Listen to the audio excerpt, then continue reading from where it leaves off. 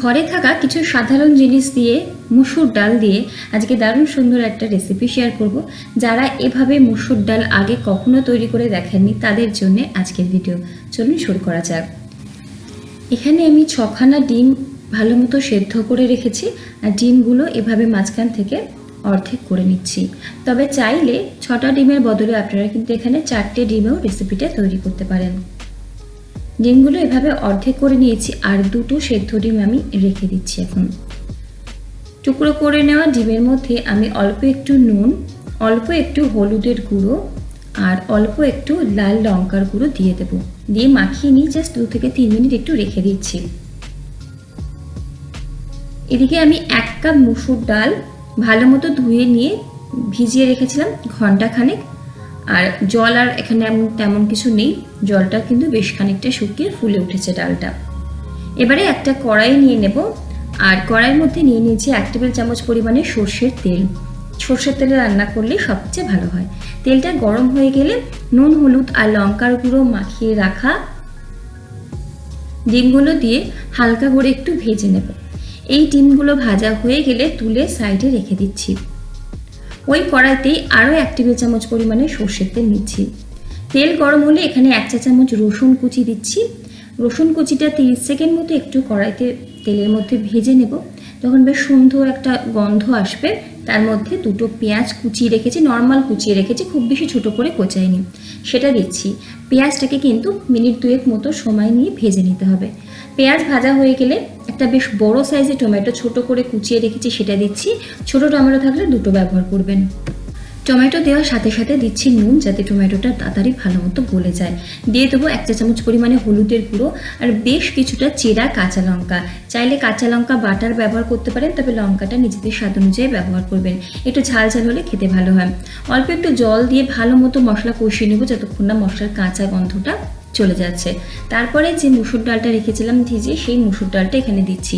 এই সময় চেষ্টা করবেন একটু কম জল যাতে মুসুর ডালটাতে থাকে। ভালো মতো মুসুর ডালটা মশলার সাথে মিনিট খানেক সময় ধরে কিন্তু একটু কষিয়ে নেব। যখন দেখবেন কষানো হয়ে গেছে, বেশ এরকম একটু শুকনো শুকনো মতো হয়ে গেছে, তখন আমি এখানে দিয়ে দেবো গরম জল।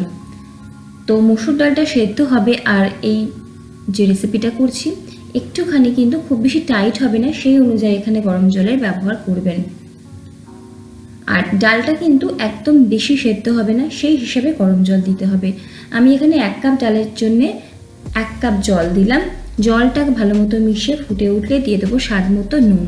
তারপরে এখানে ভালো মতো মিশিয়ে দিয়ে ঢাকা দিয়ে ডালটাকে সেদ্ধ করার অপেক্ষা করতে হবে। শুধু খেয়াল রাখতে হবে জলের পরিমাণটা যাতে বেশি না হয়ে যায়, ডালটা যেন একেবারে সেদ্ধ হয়ে গলে না যায়। বেশ এরকমই থাকবে, প্রত্যেকটা আলাদা আলাদা দেখা যাবে কিন্তু সেদ্ধ হয়ে গেছে। তো এই সময় ডাল সেদ্ধ হয়ে গেছে, আরও একবার সমস্ত কিছুকে মিশিয়ে নিলাম। মেশানো হয়ে গেলে এখানে দিয়ে দেবো যে 2টো ডিম সেদ্ধ রেখে দিয়েছিলাম, সেটা এভাবে ছোটো ছোটো টুকরো করে দিয়ে দিচ্ছি। অবশ্যই রান্নায় ডিম সেদ্ধ দুটো ব্যবহার করবেন, খেতে কিন্তু দারুণ লাগে। ডিম সেদ্ধ দিয়ে ভালো মতো সমস্ত কিছুকে মিশিয়ে নিয়ে যদি মনে হয় একটু গরম জল দিতে পারেন, যদি মনে হয় খুব বেশি ড্রাই হয়ে গেছে, এখানে আমি আর একটুখানি গরম জলের ব্যবহার করছি। অবশ্যই এই সময় সমস্ত কিছুকে মিশিয়ে নুন আর ঝালের টেস্টটা করে নেবেন। এখানে আমি জাস্ট 1 চিমটি গরম মশলার গুঁড়ো দেবো, আর দিয়ে দেবো বেশ কিছুটা চেরা কাঁচা লঙ্কা। বলেইছিলাম ঝাল ঝাল হলে ভালো লাগে, তবে গরম মশলার গুঁড়ো এর থেকে বেশি দেবেন না, জাস্ট 1 চিমটি দিলেই যথেষ্ট। সমস্ত কিছুকে মিশিয়ে নামাবার আগে দিয়ে দেবো বেশ কিছুটা ধনেপাতা কুচি। চাইলে কিন্তু কাঁচা সর্ষের তেলের ব্যবহার করতে পারেন। রান্না আমাদের একদম রেডি। এভাবেই বন্ধ করে দেবো গ্যাসের ফ্লেম, ঢাকা দেবো। ঢাকা দিয়ে 10 মিনিট একটু স্ট্যান্ডিং টাইম দেবো। তারপর গরম গরম সার্ভ করব। রাতে রুটির সাথে হোক অথবা দুপুরে ভাতের সাথে, যারা এভাবে কখনো আগে করে দেখেননি রান্নাটা, অবশ্যই করে জানাবেন কেমন লাগলো। আর সার্ভ করার সময় ওপর থেকে যে ডিম সেদ্ধগুলো ভেজে রেখেছিলাম সেটা দেবো, আর দিয়ে দেবো পাতিলেবুর রস। এতে কিন্তু আরও বেশি ভালো লাগে খেতে। ভিডিও কেমন লাগলো জানাবেন, ভালো লাগলে লাইক, কমেন্ট আর সাবস্ক্রাইব করে পাশে থাকবেন। আজ এই অবধি, দেখা হচ্ছে পরের ভিডিওতে অন্য কোনো রেসিপি নিয়ে। সকলে ভালো থাকুন, সুস্থ থাকুন এবং হাসি খুশি থাকুন। ধন্যবাদ।